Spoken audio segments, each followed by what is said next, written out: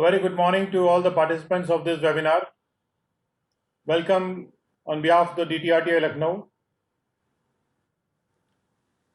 Friends, we are going to cover sections starting from 171 in this webinar. We are starting with section 171 and it belongs to chapter 15, liability in special cases, liability to pay tax in special cases.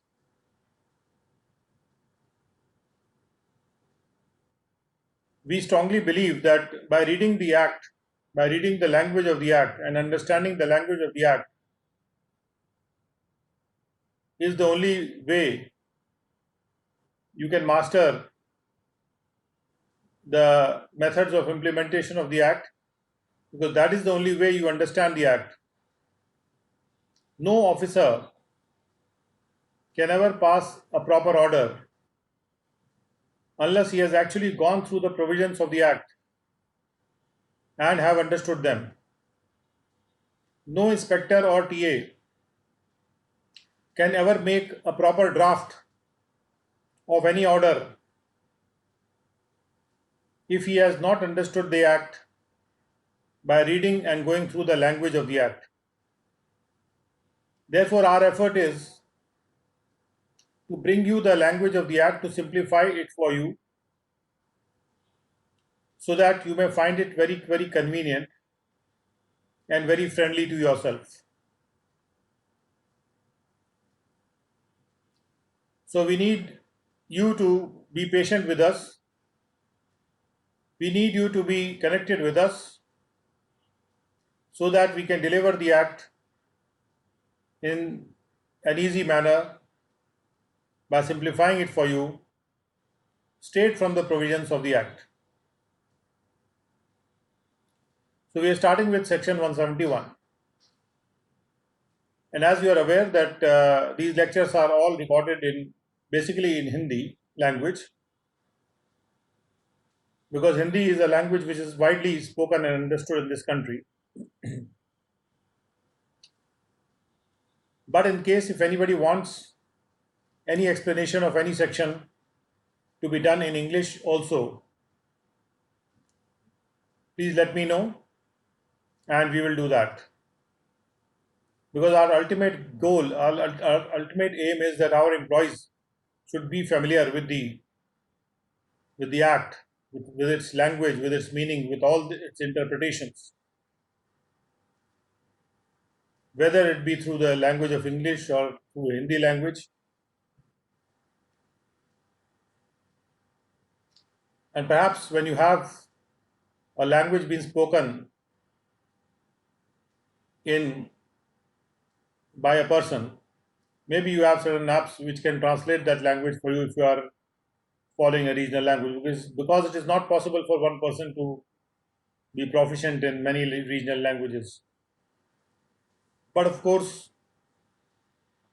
there must be certain apps which help you to translate whatever is being said. And we will see if we can get that also for you. And in that case, we'll be able to get you the words which are spoken here in any other language also.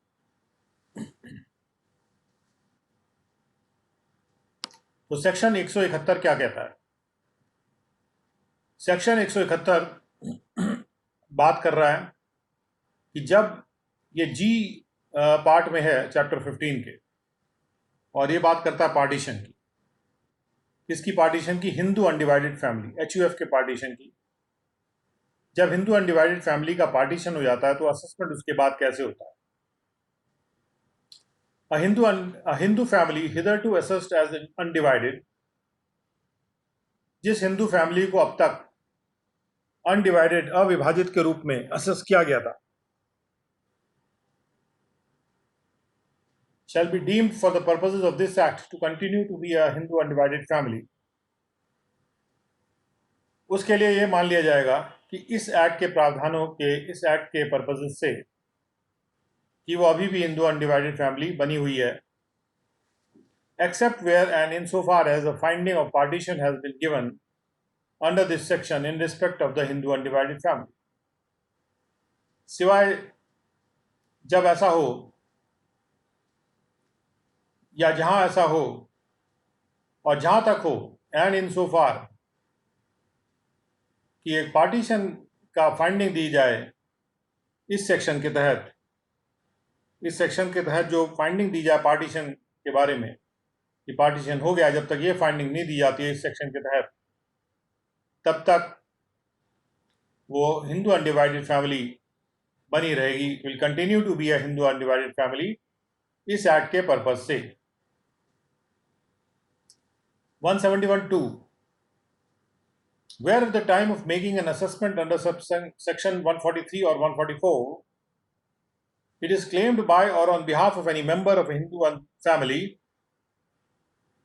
assessed as undivided that a partition, whether total or partial, has taken place among the members of such family, the assessing officer shall make an inquiry thereinto after giving notice of the inquiry to all the members of the family. Assessment करते time, at the time of making an assessment, 143 या 144 section के तहत assessment करते समय यदि यह दावा किया जाता है किसी भी हिंदू फैमिली के मेंबर के द्वारा या उनकी ओर से दावा किया जाता है जिस हिंदू फैमिली को अब तक अनडिवाइडेड, अविभाजित के रूप में असेस किया गया रहा हो, कि एक टोटल या पार्शल पार्टीशन हो गया है, ये दावा किया जाता है कि एक टोटल या पार्शल पार्टीशन हो गया है among the members of such family, ऐसी फैमिली के मेंबर्स के मध्य में, the assessing officer shall make an inquiry thereinto, उसमें असेसिंग ऑफिसर एक इंक्वायरी करेगा। ये इंक्वायरी जरूरी है, इट इज मैंडेटेड। जब भी ये दावा किया जाता है तो असेसिंग ऑफिसर इंक्वायरी करेंगे और ये इंक्वायरी वो नोटिस देने के बाद करेंगे, यानी उस बात की सूचना देना, नोटिस मतलब उनके ध्यान में लाना। तो ये एक नोटिस दिया जाएगा सारे के सारे मेंबर्स को फैमिली के कि हम इंक्वायरी करने जा रहे हैं कि अगर एक भी मेंबर ये क्लेम करता है कि टोटल या पार्शियल पार्टीशन हो गया है। 171(3) On the completion of the inquiry, the assessing officer shall record a finding as to whether there has been a total or partial partition of the joint family property, and if there has been such a partition, the date on which it has taken place. Inquiry complete होने के बाद assessing officer एक finding record करेंगे। तो जो finding की बात हो रही थी 171(1) में, कि जब तक फाइंडिंग नहीं रिकॉर्ड होती है तब तक इस एक्ट के पर्पज से माना जाएगा कि वो अविभाजित है हिंदू अनडिवाइडेड फैमिली। इंक्वायरी के कंप्लीट होने पर जो असेसिंग ऑफिसर हैं वो एक फाइंडिंग रिकॉर्ड करेंगे कि यदि एक टोटल या partial partition joint family property का हुआ है, एंड अगर एक ऐसा पार्टीशन हुआ है तो कौन सी तारीख को हुआ है, इस बारे में फाइंडिंग रिकॉर्ड करेंगे। AO 171(4) where a finding of total or partial partition has been recorded by the assessing officer, जहां पर भी असेसिंग ऑफिसर के द्वारा एक टोटल या पार्शल, टोटल मतलब संपूर्ण, तो पार्शल मतलब एक भाग में, पार्टीशन को रिकॉर्ड किया गया रहा है असेसिंग ऑफिसर के द्वारा इस सेक्शन के तहत, यानी असेसिंग ऑफिसर ने जहां पर एक फाइंडिंग दे दी है पार्टीशन की, and the partition took place during the previous year, और पार्टीशन प्रीवियस ईयर के दौरान हुआ था, तो जो टोटल इनकम है जॉइंट फैमिली की in respect of the period up to the date of partition, उस पीरियड के लिए जो पार्टीशन की डेट तक का है, जो टोटल इनकम है जॉइंट फैमिली की, shall be assessed as if no partition had taken place, वो इस तरह से असेस की जाएगी जैसे कि कोई पार्टीशन नहीं हुआ था। And each member or group of members shall, in addition to any tax for which he or it may separately be liable, and notwithstanding anything contained in clause 2 of section 10, be jointly and severally liable for the tax on the income so assessed. और ऐसे case में जो प्रत्येक member है या जो प्रत्येक group of members हैं उस हिंदू अनडिवाइडेड फैमिली के, उस टैक्स के अलावा in addition to the tax जिसके लिए वो या वो ग्रुप जो है अलग से लायबल है ही, वो अलग से जो लायबल है जिस टैक्स के लिए, उसके अलावा वो जॉइंटली और सेवरली यानी मिला के आपस में और अलग से भी वो लायबल होंगे उस टैक्स के लिए जो इनकम इस प्रकार से हिंदू अनडिवाइडेड फैमिली की असेस होती है। तो एक तो वो होता है जो उनका शेयर है, उस पर अगर उनको टैक्स देना है तो उसके लिए तो वो लायबल है ही।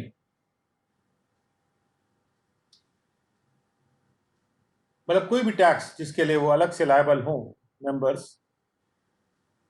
शेयर की बात नहीं हो रही है यहाँ पे, अलग से अगर वो लायबल है वो टैक्स तो देना ही है, लेकिन उसके अलावा वो जो इनकम असेस हो रही है जॉइंट फैमिली की,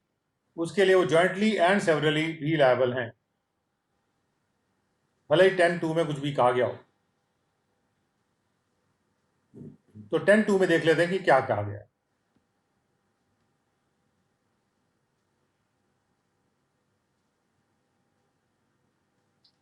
और 10 में कहा जा रहा है, 10(2) में कहा जा रहा है कि subject to the provisions of 64(2), कोई भी राशि जो रिसीव की जाती है किसी इंडिविजुअल के द्वारा एक हिंदू अनडिवाइडेड फैमिली के मेंबर के रूप में, जहां पर वो राशि पे की गई है उस फैमिली के इनकम में से, या अगर कोई पार्टेबल एस्टेट है, एक ऐसी एस्टेट जिसको डिवाइड नहीं, अविभाजित एस्टेट जिसको डिवाइड नहीं किया जा सकता, इम्पार्टेबल जिसको पार्ट नहीं किया जा सकता, जहां पर वो राशि पे की गई है उस एस्टेट की इनकम से जो कि फैमिली को बिलोंग कर रहा है। तो वो जो राशि जो एक इंडिविजुअल अपने मेंबर के रूप में हम हिंदू अनडिवाइडेड फैमिली के रिसीव करेगा फैमिली की इनकम में से, उसके लिए उसको टैक्स नहीं देना है। या अगर कोई पार्टेबल एस्टेट है जो फैमिली को बिलोंग कर रही है, उस एस्टेट की इनकम से भी जो राशि उसको मिलेगी उसके लिए भी उसको टैक्स नहीं देना है। तो जहां पे कहा जा रहा है कि नॉट विस्टैंडिंग एनीथिंग गिवन 10(2) का मतलब यह है कि जो राशि उस टोटल इनकम पे असेस हुई है हिंदू अनडिवाइडेड फैमिली के, उसके लिए तो वो जॉइंटली या सेवरली लायबल है, भले ही वो उसका टैक्स नहीं है, वो हिंदू अनडिवाइडेड फैमिली का टैक्स है, लेकिन उसके बावजूद वो जॉइंटली और सेवरली लायबल है उस टैक्स के लिए जो असेस किया गया है जॉइंट फैमिली की टोटल इनकम के ऊपर, जहां पर पार्टीशन रिकॉर्ड कर दिया गया है और जो असेस किया जा रहा है डेट ऑफ पार्टीशन तक। उसके बाद 5 है, where a finding of total or partial partition has been recorded by the assessing officer under this section। जहां असेसिंग ऑफिसर पार्टीशन की फाइंडिंग रिकॉर्ड कर दिए हैं and partition took place after the expiry of the previous year, और partition previous year के बाद हुआ है, तो जो टोटल इनकम है प्रीवियस ईयर की जॉइंट फैमिली की shall be assessed as if no partition had taken place. वो इस प्रकार से असेस की जाएगी जैसे कोई पार्टीशन नहीं हुआ। ऐसा नहीं कि अगले साल में पार्टीशन हो गया तो उसके पिछले साल के ऊपर भी उसका इफेक्ट ले आइए। और जो प्रोविजंस हैं 4B के shall so far as may be apply to the case, 4B में कहा गया कि जॉइंटली और सेवरली हर पार्टनर लायबल होगा उस इनकम के उस टैक्स के लिए जो कि उस जॉइंट फैमिली की इनकम पे असेस किया गया है for the period up to the date of partition.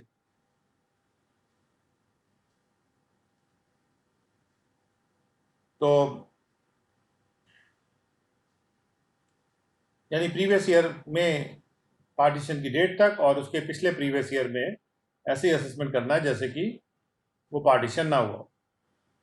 उसके बाद आते हैं 171(6). Notwithstanding anything contained in this section, इस सेक्शन में भले ही कुछ भी कहा गया हो उसको नजरअंदाज करते हुए, if the assessing officer finds after completion of the assessment of a Hindu undivided family, assessing officer यदि ये पाता है हिंदू अनडिवाइडेड फैमिली के असेसमेंट को कंप्लीट करने के बाद, वो ये पाता है कि the family has already effected a partition, कि फैमिली ने पहले ही पार्टीशन कर लिया है, चाहे टोटल हो चाहे पार्शल हो, वेदर टोटल हो पार्शल। असेसिंग ऑफिसर कंप्लीट कर चुके हैं असेसमेंट, और कंप्लीट करने के बाद वो ये पाते हैं पार्टीशन हो गया था। The assessing officer shall proceed to recover the tax from every person. तो असेसिंग ऑफिसर उस टैक्स को रिकवर करने के लिए प्रोसीड करेंगे हर उस पर्सन से जो मेंबर था उस फैमिली का पार्टीशन से पहले। And every such person shall be jointly and severally liable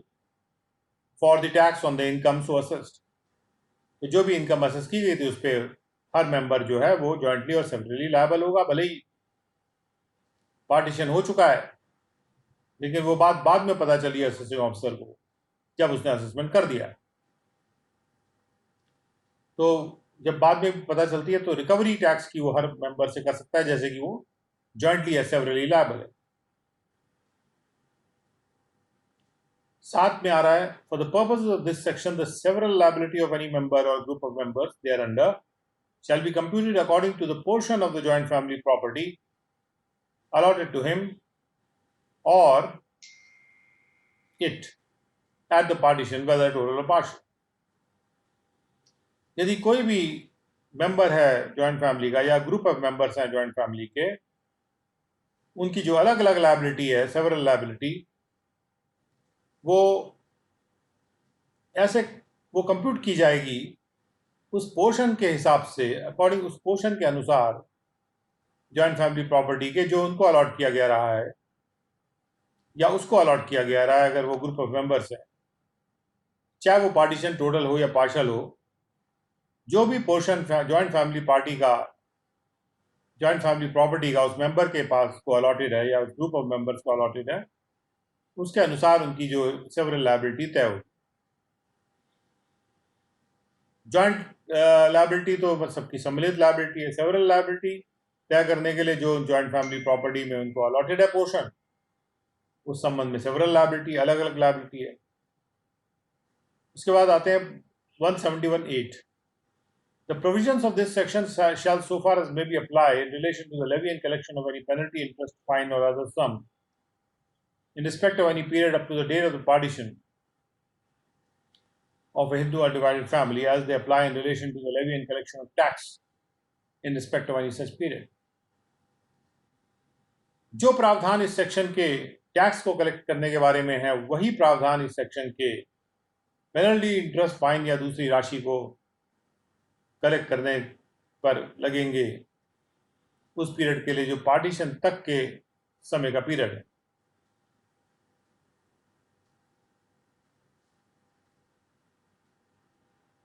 यानी टैक्स, पेनल्टी, इंटरेस्ट और फाइन सबके लिए पार्ट प्रोविजन जो है वो एक ही। यहाँ भी टैक्स लिखा है, उसको हम we can say that it includes the penalty, interest, fine or other sum in respect of the act. उसके बाद है 171(9) पे, notwithstanding anything contained in the foregoing provisions of this section, इसके पहले के प्रोविजन में कुछ भी क्या लिखा हो इस सेक्शन के, जहां पर एक पार्शियल पार्टीशन होता है दिसंबर 31, 1978 के बाद, among the members of a joint Hindu undivided family, Hindu undivided family के मेंबर्स के बीच में जहां पर एक पार्शियल पार्टीशन होता है जिसको अभी तक अनडिवाइडेड असेस किया गया था, इधर to assessed as undivided ABCD। सबसे पहले जहां पार्शियल पार्टीशन होता है तो क्या होगा, no claim that such partial partition has taken place shall be inquired into under subsection 2, and no finding shall be recorded under subsection 3 that such partial partition had taken place and any finding recorded under subsection 3 to that effect, whether before or after 18th June 1980, being the date of introduction of the Finance Bill 1980, shall be null and void. Partial partition के किसी claim पर कोई finding नहीं की जाएगी, record नहीं की जाएगी, और उसके ऊपर कोई जो भी पार्शल रिकॉर्ड की जाती है, and that such partial partition taking place and any finding जो रिकॉर्ड की जाती है under subsection 3 to that effect, और कोई अगर फाइंडिंग रिकॉर्ड भी की जाती है सबसेक्शन 3 में इंक्वायरी के बाद, पहले तो कोई इंक्वायरी नहीं की जाएगी और कोई फाइंडिंग भी रिकॉर्ड नहीं की जाएगी अगर पार्शल पार्टीशन का केस है, और अगर कोई इंक्वायरी कर भी दी जाती है और अगर फाइंडिंग रिकॉर्ड भी कर दी जाती है तो वो नल एंड वॉइड होगी 18 जून 80 के बाद से।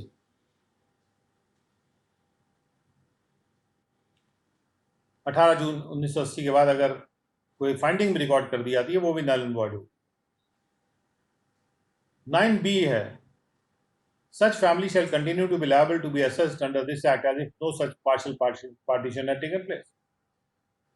और उस फैमिली को ऐसे असेस किया जाएगा जैसे कोई भी पार्शियल पार्टीशन हुआ ही नहीं है। तो पार्शियल पार्टीशन के इफेक्ट को नलिफाई किया जा रहा है। सी है कि ईच मेंबर और group of members of such family immediately before such partial partition, her member जो था या हर ग्रुप ऑफ मेंबर्स जो था पार्शियल पार्टीशन से पहले, and the family shall be jointly and severally liable, her member और जो फैमिली है वो सम्मिलित रूप से और अलग अलग से भी लायबल होंगे किसी भी टैक्स, पेनल्टी, इंटरेस्ट या फाइन के या दूसरी राशि के जो पेबल है इस एक्ट के तहत उस फैमिली के द्वारा किसी भी पीरियड के रिस्पेक्ट में, चाहे वो पार्शियल पार्टीशन से पहले का पीरियड हो, वेदर बिफोर और आफ्टर सच पार्शियल पार्टीशन, या उसके बाद का पीरियड। यानी जॉइंट एंड सेवरल लायबिलिटी घोषित की जा रही है पार्शियल पार्टीशन के केस में भी, क्योंकि पार्शियल पार्टीशन में ऐसा कहा जा रहा है कि जैसे कि पार्शियल पार्टीशन हुआ ही ना हो, इस तरह से असेस करना है। और जो सेवरल लायबिलिटी है किसी मेंबर या ग्रुप ऑफ मेंबर्स की, वो उस पोर्शन के हिसाब से कंप्यूट होगी जो उसको अलॉट किया गया था ऐसे पार्शियल पार्टीशन। तो पार्शियल पार्टीशन भले ही हो गया तो उसका केवल ये इफेक्ट है कि जो सेवरल लायबिलिटी है वो कैलकुलेट करने के लिए उसको यूज किया जाएगा, and the provisions of this act shall apply accordingly. अब पार्टीशन वर्ड को डिफाइन किया जा रहा है कि जहां पर property admits of physical division, यानी जहां पर प्रॉपर्टी का भौतिक रूप से विभाजन किया जा सकता है। Where the property admits of का मतलब है जहां प्रॉपर्टी अलाउ करती है अपना भौतिक डिवीजन, कहने का मतलब ये कि प्रॉपर्टी को फिजिकली डिवाइड किया जा सकता है। A physical division of the property, but a physical division of the income without a physical division of the property producing the income shall not be deemed to be a partition. तो जहां पर भी property admit करती है physical division को, तो उसका जो फिजिकल डिवीजन है वही पार्टीशन है। लेकिन केवल इनकम को फिजिकली डिवाइड कर देना बिना प्रॉपर्टी को फिजिकली डिवाइड किए पार्टीशन नहीं माना जाएगा। तो पार्टीशन अगर मानना जाना है तो उसके लिए अगर प्रॉपर्टी फिजिकली डिवाइड हो सकती है तो फिजिकल डिवीजन ही पार्टीशन माना जा सकता है, और कुछ नहीं। केवल इनकम को डिवाइड कर देने से पार्टीशन नहीं माना जा सकता जब तक कि प्रॉपर्टी फिजिकली नहीं डिवाइड कर दिया। और उसके बाद पार्शियल पार्टीशन को डिफाइन किया गया है, लेकिन उसके पहले A2 में एक्सप्लेनेशन A2 में कहा जा रहा है कि जहां पर प्रॉपर्टी फिजिकली डिवाइडेड नहीं की जा सकती है, then such division as the property admits of, तो वो ऐसा डिवीजन जो कि प्रॉपर्टी अलाउ करती हो, एडमिट करती हो, जो भी जिस हद तक डिवाइड हो सकती है वो, वही पार्टीशन कहा जाएगा. But a mere severance of status shall not be deemed to be a partition. लेकिन केवल स्टेटस को काट देना, केवल कह देना कि स्टेटस बदल गया है, सीवियर कर देना मतलब काट देना, पुराने स्टेटस को केवल काट देना पार्टीशन नहीं कहा जा सकता. तो यदि पार्टीशन कहना है, अगर प्रॉपर्टी फिजिकली डिवाइड हो सकती है तो फिजिकल डिवीजन ही पार्टीशन है. प्रॉपर्टी नहीं डिवाइड हो सकती, तो जिस हद तक भी वो डिवाइड हो सकती है वही पार्टीशन है. उसके अलावा और कोई पार्टीशन नहीं कहा जा सकता. और जो पार्शियल पार्टीशन है, पार्शियल पार्टीशन का मतलब है पार्टीशन जो पूरा नहीं है, जो एक पार्ट में किया गया है, as regards the persons constituting the undivided family. जो पार्शियल का मतलब है पर्सन्स के हिसाब से पार्शियल, और the properties belonging to the Hindu undivided family, या प्रॉपर्टी के हिसाब से पार्शियल, या तो पर्सन्स के हिसाब से या फिर प्रॉपर्टीज के हिसाब से. जैसे कुछ पार्टियां, कुछ प्रॉपर्टी डिवाइड कर दी गई तो हम कहेंगे पार्शियल पार्टीशन हो गया. अगर कुछ पर्सन्स में डिवाइड कर दिया गया, कुछ पर्सन्स की प्रॉपर्टी डिवाइड कर दी गई, तो वो भी एक पार्शियल पार्टीशन कहलाएगा. तो पार्शियल पार्टीशन में दोनों तरह के पार्टीशन हो सकते हैं. वो पार्टीशन जो कि पर्सन्स के हिसाब से है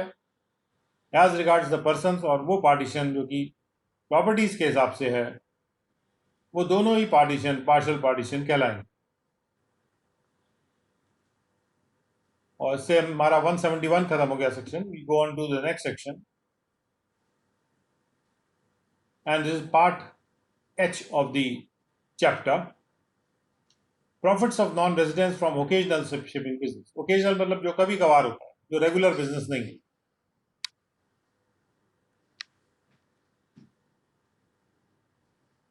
Shipping business of non-residents. The provisions of this section shall notwithstanding anything contained in the other provisions of this act.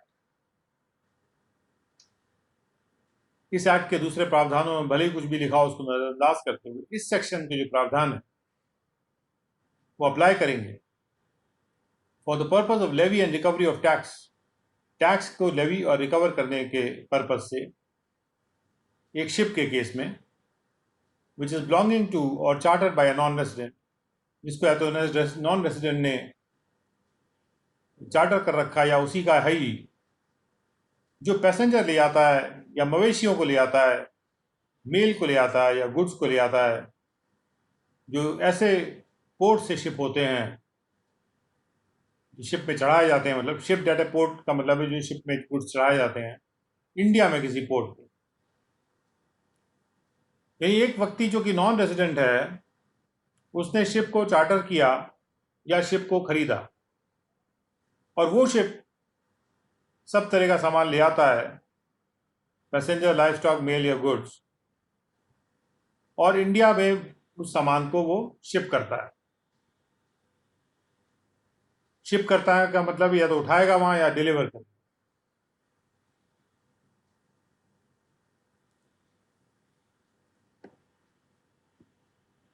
और 172 में कहा जा रहा है कि where such a ship carries passengers, livestock, mail और goods shipped at a port in India, जहां पर भी इस तरह का शिप जो है इन सामान, चारों तरह के सामानों को ले जाता है, चारों तरह के लोगों को, सामानों को ले जाता है, मवेशियों को, तो 7.5% ऑफ द अमाउंट पेड और payable on account of such carriage, जो भी हम सामान ले आने के लिए जो राशि पे की जाती है, उसका 7.5% जो राशि ओनर को या चार्टर को पे की जाती है, या उनके बिहाफ पे किसी पर्सन को पे की जाती है, जैसे रिप्रेजेंटेटिव एसएससी को अगर पे की जाती है, whether that amount is paid और पेएबल इन और आउट ऑफ इंडिया, चाहे वो राशि इंडिया में पेएबल हो, चाहे इंडिया से बाहर पेएबल हो, कहीं भी हो, तो उस राशि का 7.5% जो है ये मान लिया जाएगा कि वो इनकम है जो इंडिया में अक्रू हुई है उस ओनर या चार्टर को ऐसे सामान ले जाने के लिए.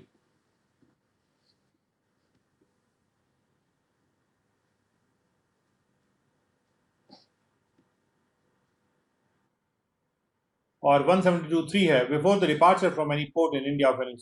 Any such ship. ऐसा कोई भी शिप जब इंडिया के पोर्ट से डिपार्ट होता है, जाता है, तो जो मास्टर है शिप का, he shall prepare and furnish to the assessing officer a return, वो assessing officer को एक रिटर्न फर्निश करेगा of the full amount paid or payable, पूरी राशि जो या तो पेड थी या पेबल थी उस ओनर को या चार्टर को या किसी पर्सन को उसके बिहाफ पे, उन पैसेंजर, लाइफ स्टॉक, मेल या गुड्स को कैरी करने के लिए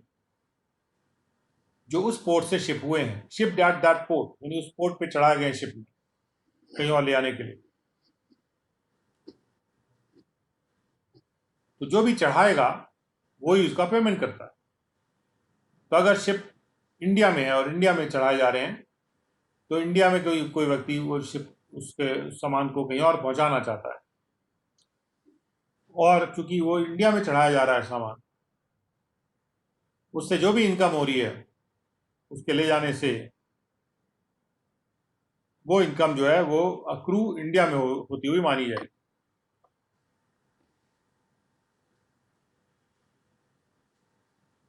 जो भी on account of the carriage at that port since the last arrival of the ship there, जब से शिप पिछले बार वहां आया था उसके बाद जो भी सामान शिप किया जा रहा है, उसमें लोड किया जा रहा है जाने के लिए, उसके लिए जो भी अमाउंट पेबल है वो राशि एक रिटर्न में फर्निश करके असेसिंग ऑफिसर को फर्निश करनी होगी। Provided that where the assessing officer is satisfied that it is not possible for the master of the ship to furnish the return required by this subsection before the departure of the ship from the port, बशर्ते ये कि जहां पर assessing officer ये संतुष्ट हैं कि जो शिप का मास्टर है उसके लिए संभव नहीं है कि वो रिटर्न फर्निश करे, जो रिटर्न इस सबसेक्शन के द्वारा रिक्वायर्ड है फर्निश करना उस शिप के डिपार्चर से पहले उस पोर्ट से, and provided the master of the ship has made satisfactory arrangements, और अगर मास्टर ने संतुष्टिप्रद अरेंजमेंट्स कर दिए हैं रिटर्न फाइल करने के और टैक्स को पेमेंट करने के किसी और व्यक्ति के द्वारा उसके बिहाफ पे, उस केस में जो असेसिंग ऑफिसर है अगर रिटर्न फाइल की जाती है with in 30 days of the departure, 30 दिन के अंतर भी डिपार्चर के अगर वो रिटर्न फाइल कर दी जाती है, तो असेसिंग ऑफिसर ये मान लेंगे डीम कि जो फाइलिंग ऑफ द रिटर्न थी उस पर्सन के द्वारा जो इस प्रकार से ऑथराइज किया गया थे मास्टर के द्वारा, वो सफिशिएंट कंप्लायंस है इस सबसेक्शन के लिए, इस सबसेक्शन से। तो 30 दिन के बाद भी यहाँ पर हो सकता है कि असिस्टेंट ऑफिसर को यह संतुष्टि हो जाए कि मास्टर रिटर्न नहीं भर सकता शिप के डिपार्चर से पहले, उसके लिए संभव नहीं है, और बशर्ते कि मास्टर ने संतुष्टि पर अरेंजमेंट भी कर दिए हैं कि कोई और पर्सन है उसके बिहाफ पे जो कि रिटर्न फाइल करेगा और उसका टैक्स पे करेगा। ऐसे केस में अगर रिटर्न 30 दिन के बाद भी फाइल होती है शिप के डिपार्चर के, उसको भी वो इन प्रावधानों के तहत फाइल की गई रिटर्न मान लेगा जो असेसिंग ऑफिसर है। और उसके बाद 172(4 है, on receipt of the return, जब रिटर्न मिल जाएगी assessing officer shell assess the income, assessing officer उसकी इनकम को असेस करेंगे जो रेफर की आ रही है सबसेक्शन 2 में, and determine the sum payable, और जो राशि पेएबल है उसको तय करेंगे टैक्स के रूप में उन रेट पे या रेट्स पे जो फोर्स में है और जो एप्लीकेबल है उस टोटल इनकम के उस कंपनी के लिए जिसने नहीं करे थे कोई अरेंजमेंट्स, जिसको कि सेक्शन 194 में रेफर किया गया। अगर उसने अरेंजमेंट कर दिए हैं जो कि सेक्शन 194 में रेफर है, तो उसके लिए ये सम डिटरमिन करना जरूरी नहीं है, और ऐसी राशि जो कि वो डिटरमिन करेंगे it shall be payable by the master of the ship, वो शिप के मास्टर उसका पेमेंट करेंगे। तो देखते हैं कि ये कौन से अरेंजमेंट्स हैं which are referred to in section 194।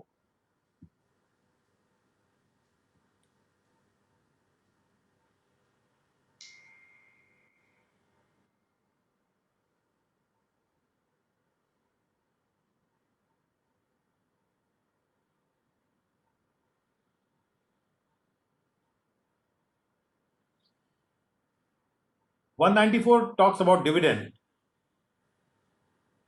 और 194 सेक्शन ये कहता है कि किसी भी इंडियन कंपनी के जो प्रिंसिपल ऑफिसर हैं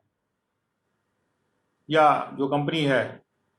जिसने प्रेस्क्राइब अरेंजमेंट्स कर दिए हैं डिविडेंड के डिक्लेरेशन और पेमेंट के लिए, जिसमें प्रेफरेंस शेयर के डिविडेंड भी शामिल है, और भारत में पेमेंट करने के लिए उन्होंने प्रेस्क्राइब अरेंजमेंट कर दिए हैं, वो जो प्रिंसिपल ऑफिसर है, वो जो कंपनी है, कोई भी पेमेंट करने के पहले डिविडेंड का किसी भी मोड से पेमेंट करने से पहले या कोई भी डिस्ट्रीब्यूशन या शेयर होल्डर को पेमेंट कर कोई भी डिस्ट्रीब्यूशन या पेमेंट शेयर होल्डर को करने से पहले उस शेयर होल्डर को जो रेजिडेंट है इंडिया में, चाहे ए बी सी या डी कोई भी या ई कोई भी सब क्लॉज और 222 के डिविडेंड को डिफाइन करते हैं, उनमें से किसी भी क्लॉज के तहत अगर डिविडेंड को पे किया जा रहा है तो उसको पे करने से पहले वो एक इनकम टैक्स डिडक्ट करेंगे जो कि 10% का होगा, जिसने भी प्रेस्क्राइब अरेंजमेंट कर दिए, और provided that no such deduction shall be made in the case of share holder being an individual. लेकिन ऐसा डिडक्शन किसी इंडिविजुअल के केस में नहीं होगा जो शेयर होल्डर इंडिविजुअल है, यदि जो डिविडेंड पे किया जा रहा है कंपनी के द्वारा वो कैश में नहीं किया जा रहा, यदि इलेक्ट्रॉनिक या किसी और तरीके से किया जा रहा है अगर, तो उसको डिडक्शन नहीं करना है। And the amount of such dividend, or as the case may be, the aggregate of the amount of such dividend distributed or paid or likely to be distributed or paid during the financial year by the company to the shareholder does not exceed 5,000 rupees. या वो dividend जो है 5,000 रुपये से ज़्यादा का नहीं है एक फाइनेंशियल ईयर के लिए, तो भी उसको डिडक्शन नहीं करना है। तो यहाँ पे टीडीएस को डिडक्ट करने की बात हो रही है 194, जो डिविडेंड की राशि पे की जाती है उसके ऊपर। Getting back to 172,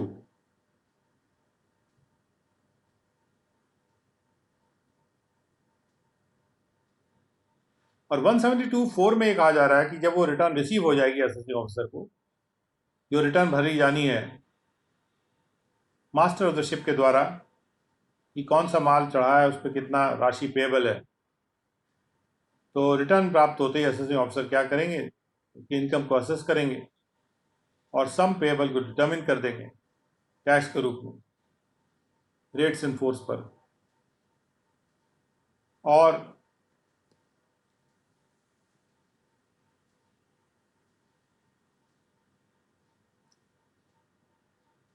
total income of A company, जो भी रेट्स एप्लीकेबल हैं ऐसी इनकम ऐसे कंपनी पे जिसने कि जो प्रेस्क्राइब अरेंजमेंट नहीं किए हुए हैं डिविडेंड को डिक्लेयर करने के लिए, अगर वो ऐसी कंपनी है जिसने कोई प्रेस्क्राइब अरेंजमेंट डिविडेंड को डिक्लेयर और डिस्ट्रीब्यूट करने के लिए नहीं किए हैं, तो उसके लिए, क्योंकि जब अगर कोई ऐसी राशि पे कर रहे हैं जिसके लिए टैक्स कट चुका है, तो उसके लिए सम पेएबल डिटरमिन करने की जरूरत नहीं है, और वो राशि जो है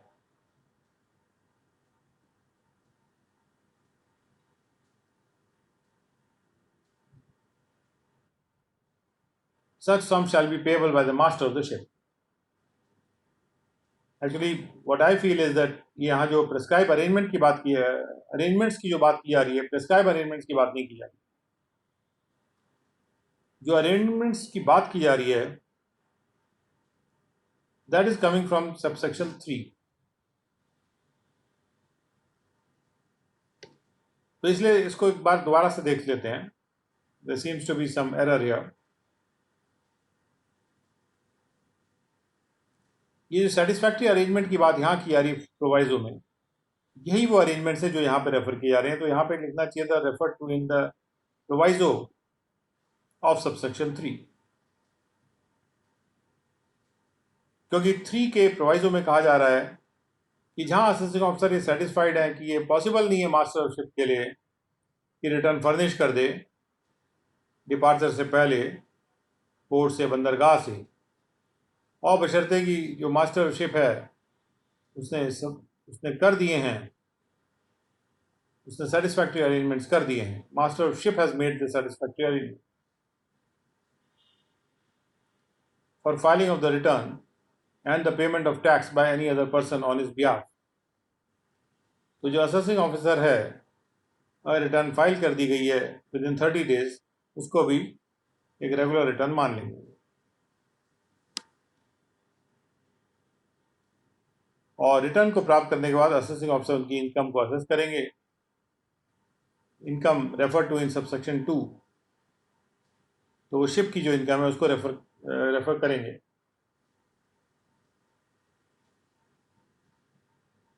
और जो भी इनकम शिप की है जो रेफर्ड है सबसेक्शन 2 में, जो शिप के ट्रांजिट के लिए जो पेमेंट मिल रहा है शिप ओनर को या चार्टर को, और सम पेएबल को डिटरमिन करेंगे टैक्स के रूप में रेट या रेट्स इन फोर्स पे जो एप्लीकेबल होगा टोटल इनकम पे कंपनी. उस कंपनी की टोटल इनकम पे अगर वो कंपनी है जिसने प्रिस्क्राइब अरेंजमेंट्स नहीं किए हैं जो कि सेक्शन 194 में रेफर्ड है, यानी टीडीएस के अगर प्रोविजंस नहीं किए हैं उसने टीडीएस काटने के कंपनी ने डिविडेंड के ऊपर,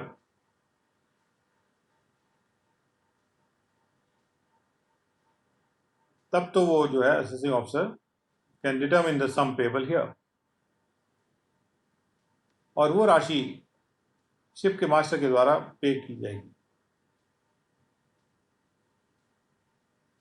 अभी will have to verify this क्योंकि section 194 doesn't talk about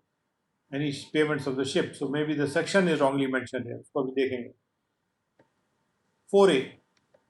no order assessing the income and determining the sum of the tax payable thereon shall be made under subsection 4. ये जो order है subsection 4 में ये नहीं किया जाएगा टैक्स पेएबल को डिटरमिन करते हुए under subsection 4 after the expiry of 9 months from the end of the financial year in which the return furnish. जब रिटर्न फर्निश की जाती है तो उसके बाद उस रिटर्न के फर्निश करने के फाइनेंशियल ईयर के ख़त्म होने के बाद 9 महीने के बाद, ये 9 महीने का टाइम बारिंग टाइम है जिसमें कि वो असेसमेंट करके टैक्स पेएबल डिटरमिन किया जाएगा. बशर्ते ये कि where the return under subsection 3 has been furnished before the first day of April 2007, such order shall be made on or before 31st day of December. 2007 के लिए था कि वो ऑर्डर 31 दिसंबर से पहले होना चाहिए, और बाकी वैसे टाइम लिमिट 9 महीने की है उस फाइनेंशियल ईयर, उस वित्त वर्ष से खत्म होने के बाद जिसमें वो रिटर्न फाइल की गई है. फॉर द पर्पसेस, अब आते हैं 172(5), for the purposes of determining the tax payable under subsection 4, subsection 4 में जो टैक्स पेएबल है वो तय करने के लिए असेसिंग ऑफिसर अकाउंट से डॉक्यूमेंट्स मंगा सकते हैं, कॉल फॉर कर सकते हैं, जो भी वो चाहते हैं. It is like an assessment procedure. और 172(6) में कहा जा रहा है port clearance shall not be granted to the ship. उस शिप को पोर्ट का क्लियरेंस नहीं मिलेगा जब तक कि कलेक्टर कस्टम्स या दूसरा जो ऑफिसर है जिसको ड्यूली ऑथराइज किया गया है उसको ग्रांट करने के लिए, वो सेटिस्फाइड है कि जो टैक्स असेसेबल है इस सेक्शन के तहत वो ड्यूली पे कर दिया गया है, या फिर सेटिस्फैक्ट्री अरेंजमेंट्स उसके विषय में कर दिए गए रहे हैं उसके पेमेंट के लिए. जब तक वो सेटिस्फाइड नहीं होते हैं कलेक्टर कस्टम्स या दूसरे ऑफिसर, तो पोर्ट से निकलने का शिप को क्लियरेंस नहीं दिया जाएगा. और 172(7) में कहा गया कि nothing in this section shall be deemed to prevent the owner और द चार्टर ऑफ शिप. इसमें जो भी कहा जा रहा है इस सेक्शन में वो ओनर या चार्टर शिप के को प्रिवेंट नहीं करता ये क्लेम करने से before the expiry of assessment को एक्सपायरी से पहले, असेसमेंट ईयर के एक्सपायरी से पहले, जो कि उस प्रीवियस ईयर से रेलिवेंट है, जिसमें जो शिप की डिपार्चर की डेट है इंडियन पोर्ट से जो पड़ती है, उस असेसमेंट ईयर के एक्सपायरी से पहले उसको वो क्लेम कर सकता है, उसको रोका नहीं जा सकता ये assessment be made of his total income of the previous year, कि जो भी असेसमेंट किया जाए वो उसके प्रीवियस ईयर के टोटल इनकम के संबंध में किया जाए, और जो भी टैक्स पेबल है on the basis thereof be determined in accordance with the other provisions of this act. तो वो ये क्लेम कर सकता है कि मेरे सारी इनकम का असेसमेंट यहीं पे कर दीजिए, and if he so claims, और अगर वो ऐसा क्लेम करता है तो जो भी payment which was made under this section in respect of the इस सेक्शन के तहत जो पेमेंट किए गए थे पैसेंजर, लाइफ स्टॉक, मेल या गुड्स के रिस्पेक्ट में जो इंडियन पोर्ट से शिप हुए थे प्रीवियस ईयर के दौरान, shall be treated as payment in advance tax in advance of the tax leviable। उसके बारे में ये मान लिया जाएगा कि वो जो भी पेमेंट थे इस सेक्शन के तहत किए गए थे पैसेंजर, लाइफ स्टॉक, मेल या गुड्स जो शिप हुए थे इंडियन पोर्ट से उसके विषय में, वो एडवांस टैक्स का पेमेंट मान लिए जाएंगे for that assessment year, and the difference between the sum so paid and the amount of tax found payable, जो भी राशि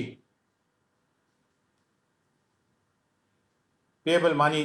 जाती है, डिफरेंस उसका बीच में जो भी राशि पे कर दी गई थी और जो पेबल पाई गई थी, टैक्स फाउंड पेबल, वो उसके द्वारा पे किया जाएगा और रिफंडेड टू हिम अगर वो उससे ज़्यादा है तो, एज द केस में भी।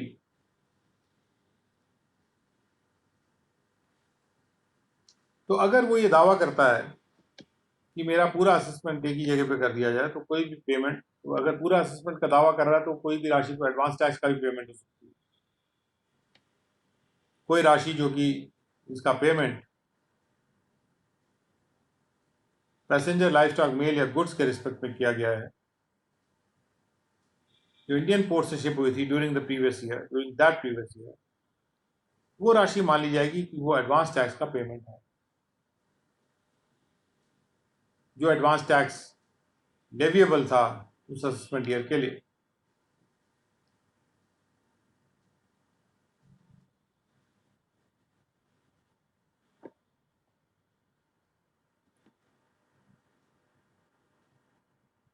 तो उसको उस व्यक्ति को जो राशि दी जा रही है, यानी जो चार्टर है शिप का, प्रॉब्ली पोर्ट के माध्यम से उसको राशि का पेमेंट जो करना होता है, क्योंकि जो भी पोर्ट से लेके जा रहा है शिप से माल को, तो पोर्ट अथॉरिटीज को कोई पेमेंट उसको करना पड़ेगा। तो अगर वो कोई राशि पे करता है पोर्ट अथॉरिटीज को तो वो एडवांस टैक्स माना जाएगा। और उसके बाद 172(8) है, for the purposes of this section the amount which is referred to in subsection 2 shall include the amount paid or payable by way of demerit charges or handling charges or any other amount of similar nature। उस राशि में डेमेरिट charges भी होंगे। डेमेरिट charges होते हैं जो कि जब भी माल रखा रहता है पोर्ट में तो उसको जितने देर के लिए माल वहाँ रखा रहता है उसको कहते हैं डेमेरिट चार्जेस, इसके पहले वो शिप में लोड हो, और उसके बाद हैंडलिंग चार्जेस भी पे करने होते हैं। ये जो चार्जेस पे करने होते हैं वो सारे के सारे चार्जेस अल्टीमेटली वो जो शिप ओनर है वो कलेक्ट कर लेगा पीछे पार्टी से,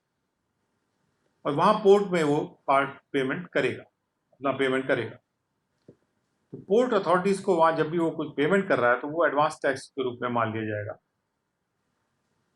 ये सबसेक्शन 7 में लिखा है। अगर वो दावा करता है कि मेरी पूरी इनकम का असेसमेंट एक साथ यहीं पर ही कर दिया जाए।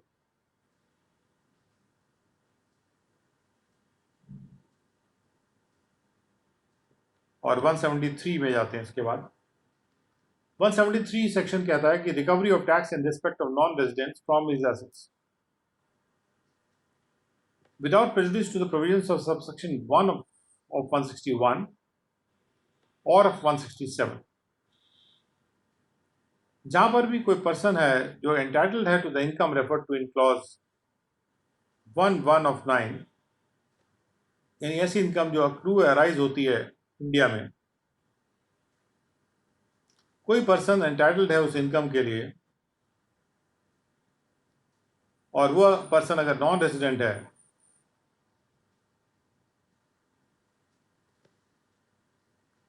एक नॉन रेजिडेंट को ऐसी इनकम अराइज हो रही है या अक्रू हो रही है जो कि इंडिया में अक्रू अराइज हो रही है और उस इनकम का वो हकदार है, तो जो भी टैक्स चार्जेबल है उसके ऊपर thereon whether in his name और in the name of his agent, जो भी टैक्स उसके द्वारा दिया जाना है चाहे उसके नाम पे या उसके एजेंट के नाम पे, जो एजेंट लायबल है एज ए रिप्रेजेंटेटिव एसएससी, वो रिकवर किया जा सकता है by deduction any of the provision of chapter 17B, या तो वो टैक्स रिकवर किया जा सकता है डिडक्शन के द्वारा जो टीडीएस का डिडक्शन होता है, and any areas of tax may be recovered also in accordance with the provisions of this act from any assets of the non-resident जो कि इंडिया में हो या इंडिया में आएंगे, which are or may at any time come within India, जो भी assets उसके इंडिया में आ जाते हैं उससे वो टैक्स रिकवर किया जा सकता है और टीडीएस में से भी रिकवर किया जा सकता है जो भी टीडीएस के केस में हुआ है। टीडीएस के प्रावधान के तहत जब भी इनकम अराइज इंडिया में होती है जहां पर टीडीएस का प्रावधान है तो वहां पे टैक्स को टीडीएस के रूप में रिकवर किया जा सकता है।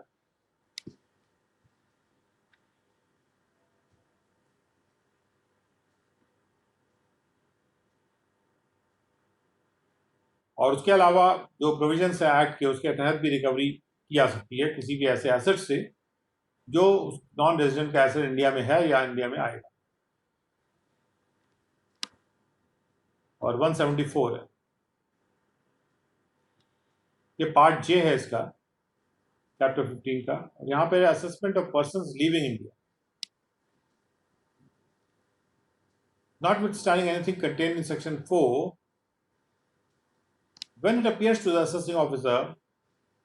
जब भी असेसिंग ऑफिसर को प्रतीत होता है that any individual may leave India, कोई इंडिविजुअल है जो इंडिया छोड़ सकता है, छोड़ के चला जाएगा during the current assessment year, और वो इंडिया छोड़ सकता है करंट असेसमेंट ईयर के दौरान उसको अगर ऐसा लगता है, और शॉर्टली आफ्टर इट्स एक्सपायरी या करंट असेसमेंट ईयर के एक्सपायरी के जल्दी ही बाद छोड़ देगा इंडिया को, and that he has no present intention of returning to India, और कोई उसकी मौजूदा इंटेंशन नहीं है कि इंडिया वापस आए, तो वो total income of such individual for the period from the expiry of the previous year for that assessment year up to the probable date of his departure from India, जो उसकी total income है ऐसे individual की उस period के लिए जब previous year expire हो गया था उस असेसमेंट ईयर के लिए, और जब तक उसका प्रोबेबल डेट ऑफ डिपार्चर आती है, यानी कि वो असेसमेंट ईयर खत्म हो गया, प्रीवियस ईयर खत्म हो गया और उसके बाद उसकी कोई डेट ऑफ डिपार्चर है, डेट ऑफ डिपार्चर तक के लिए जो इनकम है उसकी वो चार्जेबल हो जाएगी उसी असेसमेंट ईयर, यानी जहां पर असेसिंग ऑफिसर को प्रतीत होता है, असेसिंग ऑफिसर को यह प्रतीत हो रहा है कि कोई इंडिविजुअल है जो इंडिया छोड़ सकता है करंट असेसमेंट ईयर के दौरान या उसके जल्दी बाद में भी छोड़ सकता है, और उसकी कोई इंटेंशन नहीं है प्रेजेंटली कि वो इंडिया रिटर्न करके आए, उस केस में जहां पर it appears to that assessing officer, तो जो उसकी इनकम है प्रीवियस ईयर की और उसके बाद उसकी जो प्रीवियस ईयर के खत्म होने के बाद भी जो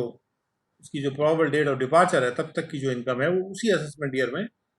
चार्जेबल हो जाएगी, केवल असेसिंग ऑफिसर को प्रतीत होना चाहिए।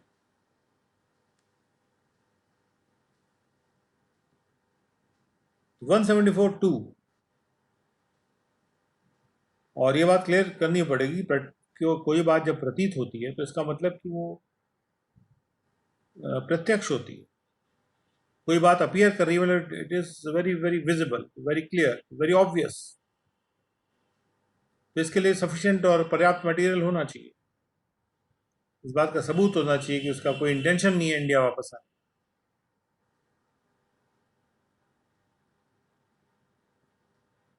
So 174(2 है,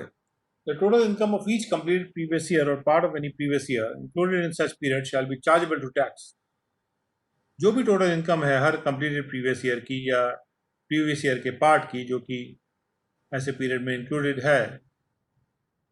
जैसे ऊपर इंक्लूड किया गया, shall be chargeable to tax at the rate in force in that assessment year. तो जो रेट्स लगेंगे वो असेसमेंट ईयर के रेट्स लगेंगे, and separate assessment shall be made in respect of each such complete previous year और part of any previous year. और हर previous year के लिए और हर हर पूरे कंप्लीटेड प्रीवियस ईयर के लिए और हर इनकम्प्लीट प्रीवियस ईयर के लिए अलग अलग असेसमेंट करने में। जैसे वो 1920 प्रीवियस ईयर जब खत्म हुआ मान लीजिए, और उसके बाद 2021 प्रीवियस ईयर शुरू हो गया, 2021 प्रीवियस ईयर में अगर वो चला जा रहा है तो 2021 प्रीवियस ईयर के असेसमेंट ईयर के लिए एक अलग असेसमेंट होगा और 1920 के लिए एक अलग असेसमेंट होगा। Separate assessment shall be made in respect of each such completed previous year or part of any previous year. उसके बाद असेसिंग ऑफिसर में estimate the income of such individual. Assessing officer ऐसे इंडिविजुअल का income estimate करेंगे for such period और any part thereof where it cannot be readily determine, जहाँ वो तत्परता से तय नहीं किया जा सकता कि इनकम कितनी होगी, तो एस्टिमेट भी कर सकते हैं। और ये जो एस्टिमेट है it has to be done in the manner provided in this act. Estimate करने का तरीका जो एक्ट में दिया है उसके अनुसार एस्टिमेट करेंगे। और असेसमेंट के पर्पज से, for the purpose of making the assessment, जो सबसेक्शन 1 में हो रहा है, असेसिंग ऑफिसर नोटिस सर्व कर सकते हैं अपॉन सच इंडिविजुअल, उसको रिक्वायर करते हुए कि वो फर्निश करे 7 दिन से कम समय ना देते हुए, जो भी समय नोटिस में स्पेसिफाइड होगा, कि वो अपने एक रिटर्न भरें उसी फॉर्म में और उसी प्रकार से वेरीफाई करते हुए जैसे कि जो 142 एक की रिटर्न होती है, और वही सब टोटल इनकम के पर्टिकुलर सेट फोर्थ करते हुए प्रत्येक कंप्लीटेड प्रीवियस ईयर के लिए जो कि उस पीरियड में आता है, comprised in the period which is referred to in subsection 1, and his estimated total income for any part of the previous year comprised in that period. और जो भी इनकम इस प्रकार से एस्टिमेट की जाएगी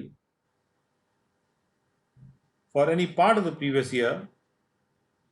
उसको कंप्यूट करना है, एस्टिमेट करना है। And the provisions of this act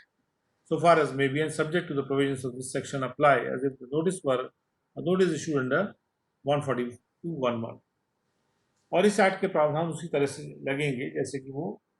142(11) का नोटिस था। 174(1) का असेसमेंट करने के लिए जो नोटिस को भेजा जा रहा है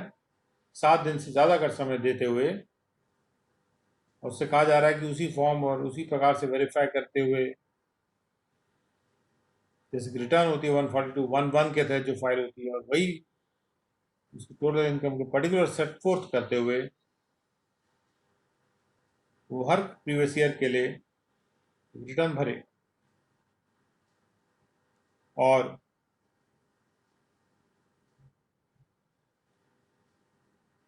अपनी एस्टिमेटेड टोटल इनकम बताए for any part of the previous year comprised in that period. और जो प्रावधान है इस एक्ट के वो ऐसे काम करेंगे जैसे 142(11) का नोटिस उसको मिला, उसके जवाब में उसने रिटर्न भरी।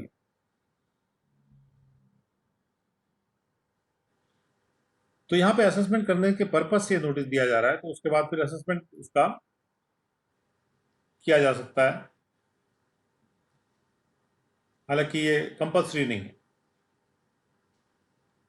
उसका 5 है 174(5), the tax chargeable under this section shall be in addition to the tax if any chargeable under any other provision of this act. इस सेक्शन में टैक्स दिया जा रहा है वो किसी और एक्ट के प्रावधान के टैक्स के एडिशन में है। यानी वो एस्टिमेट के बेसिस पे दिया जा रहा है टैक्स। एंड 170/6 कहता है where the provisions of subsection 1 are applicable, जहां पर सबसेक्शन 1 के प्रोविजंस एप्लीकेबल हैं, यानी कि जहां असेसिंग ऑफिसर को अपीयर हो रहा है कि वो इंडिया छोड़ सकता है करंट असेसमेंट ईयर में या उसके जल्दी बाद, और उसका कोई इंटेंशन नहीं है प्रेजेंटली वापस इंडिया आने।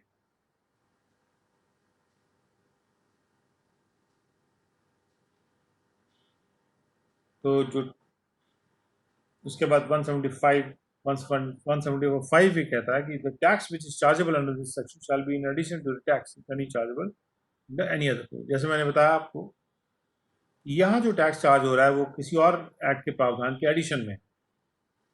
Where the provisions of subsection 1 are applicable, यानी जहाँ असेसिंग ऑफिसर को ऐसा लग रहा है, प्रतीत हो रहा है, तो जो भी नोटिस इशू किया जाएगा असेसिंग ऑफिसर के द्वारा 142(1)(1) में या 148 में इन respect of any tax which is chargeable under any other provisions of this act, इस एक्ट के दूसरे प्रावधानों के तहत जो भी नोटिस भेजा जाता है, वो नोटिस जो इशू किया जाता है,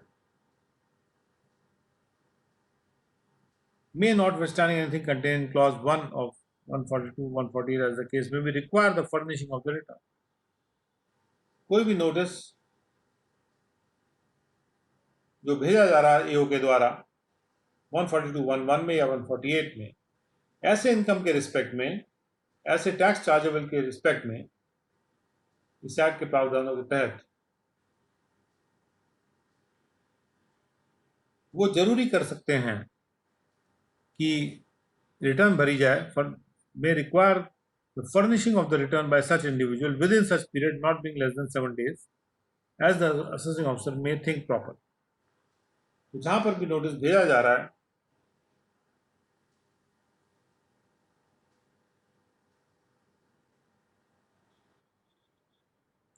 किसी भी एक्ट के प्रावधानों के तहत, तो वहां पर भी वो रिटर्न भरने को कह सकते हैं। इनफैक्ट यहाँ पर भी रिटर्न भरने को कह रहे हैं, और अगर दूसरे सेक्शंस के तहत तो अगर कोई प्रोसीडिंग चलाई जा रही है तो वहां पर भी वो रिटर्न भरने को कह सकते हैं, भले ही 142(1)(1) में या 148 में कुछ भी लिखा, लेकिन वहां वो रिटर्न भरने को 142(1)(1) के तहत या 148 के तहत भी रिटर्न अपना भरने को कह सकते हैं, लेकिन वो होगा किसी और प्रोविजन के तहत, अगर जो भी टैक्स चार्जेबल है उसके रिलेशन में। यानी कि जो 174(4) में जो नोटिस भेजा जा रहा है, या 142(1)(1) में या 148 में नोटिस भेजे जाते हैं, वो म्यूचुअली एक दूसरे से एक्सक्लूसिव नहीं है। उधर भी नोटिस भेजा जा सकता है, इधर भी नोटिस भेजा जा सकता है, और उसमें कोई एक्सक्लूसिविटी यहाँ पर नहीं है। इस प्रकार से ऐसे पर्सन जो इंडिया छोड़ के जा रहे हैं उनके बारे में जो असेसमेंट करने की बात हो रही है, जो उनके इनकम को एस्टिमेट किया जाता है, और चूंकि अगर रेडिली डिटरमिन नहीं किया जा सकती तो उसको एस्टिमेट कर सकते हैं, और इनकम को एस्टिमेट करेंगे तो उसके ऊपर फिर टैक्स भी चार्ज कर सकते हैं। जैसे लिखा है कि टोटल इनकम हर कंप्लीट प्रीवियस ईयर का जो है उस पीरियड का जो कि वो टैक्स के लिए चार्जेबल होगा, और सेपरेट असेसमेंट किए जाएंगे हर ऐसे कंप्लीट प्रीवियस ईयर के लिए या part of any previous year के लिए। और 174 के बाद है 174A। 174A में क्या कहा जा रहा है, ये पार्ट जे है इस चैप्टर का, जे एओपी या बीओआई और AJP artificial juridical person form for a particular event और पर्पस। जो एओपी या बीओआई या एजेपी एक पर्टिकुलर इवेंट के लिए या पर्टिकुलर पर्पस के लिए बनती है, उसके बारे में कहा जा रहा है कि not withstanding anything contain in section 4। तो सेक्शन 4 में चार्जेबिलिटी की बात की गई है, उससे अलग जाते हुए एक और चार्जेबिलिटी की बात यहाँ की जा रही है। सेक्शन 4 के ऊपर है सेक्शंस, जिसमें एक और ढंग से भी चार्ज लिया टैक्स को चार्ज किया जा रहा है।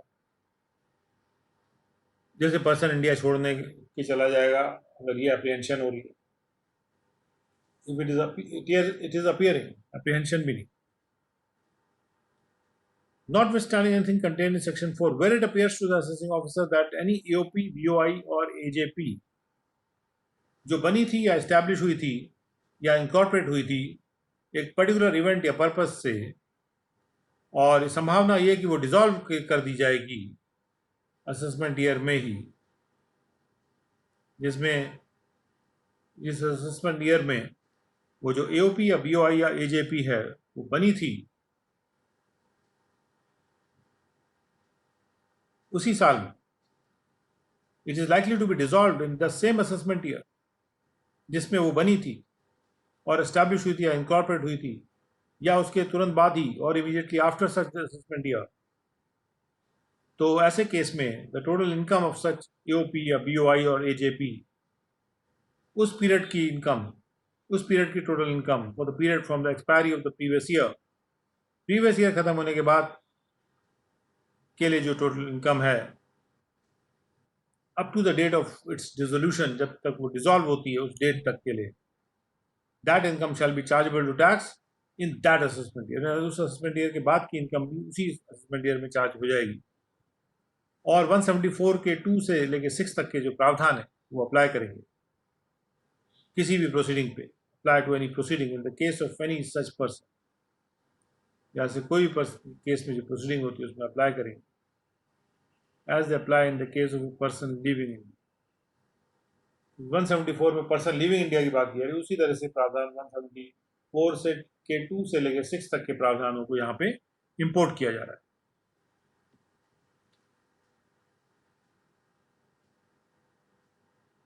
तो ये 174A हमारा खत्म हो गया. 175 से हम शुरू करेंगे अपने नेक्स्ट सेशन में, जो 215 पर हमारा शुरू होगा. So we come to the end of this session.